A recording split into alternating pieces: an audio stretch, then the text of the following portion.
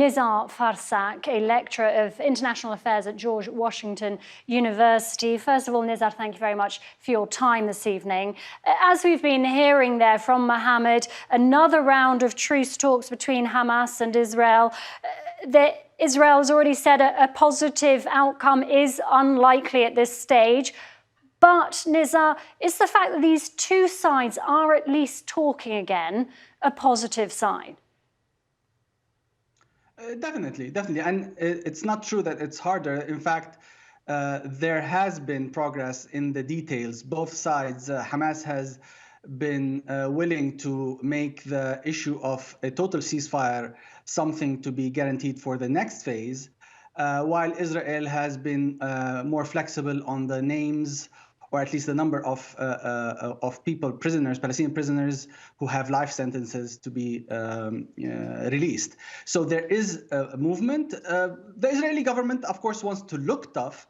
So I believe like the statement was more for domestic consumption, to placate the right and to show that the Israeli government, and Bibi Netanyahu specifically, is a strong man that does not allow people to, especially the US, to strong arm him.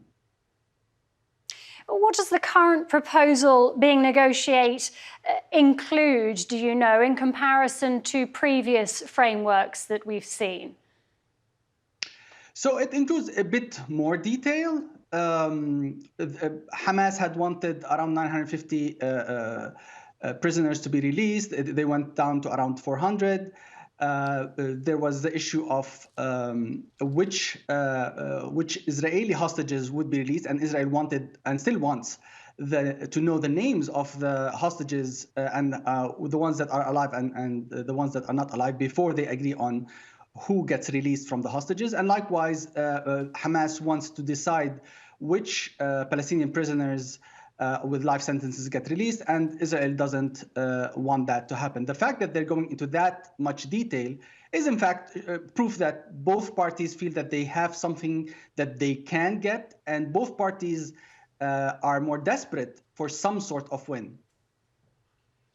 And Nizar, we know that President Biden and Benjamin Netanyahu, they had a phone call for the first time in quite a while on Monday. We've now learned from Netanyahu that there was a disagreement during that phone call. Just how strained are relations between the US and Israel right now? In my opinion, they're the most strained they've ever been. So much so that even candidate Trump has announced that there needs to be a ceasefire and a stop to the war. So that's a very big statement that's putting the Democrats in very bad light. And of course, Bibi Netanyahu prefers Trump over Biden, but definitely doesn't like statements like that. So the US administration, Biden, is also desperate to improve his domestic standing, and Bibi is not helping him. And likewise, Bibi is under a lot of pressure from the families of the hostages, as well as the very bad performance of the Israeli army.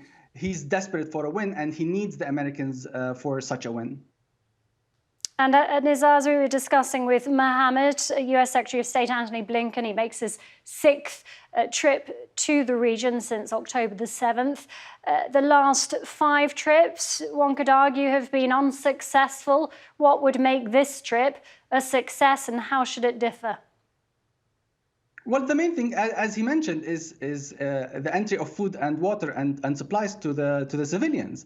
The massacre is happening daily, and it is because Israel is not allowing food and water and medical supplies into Gaza. This is tantamount to Hamas shooting the hostages. It's the same thing. But somehow the US specifically and the world is tolerating this wanton killing of Palestinians just by sheer starvation. And that's, I think, the main thing that Blinken needs to deliver on. Nizar, thank you very much for your time this evening. Nizar Farsakh speaking to us live there from Washington, D.C.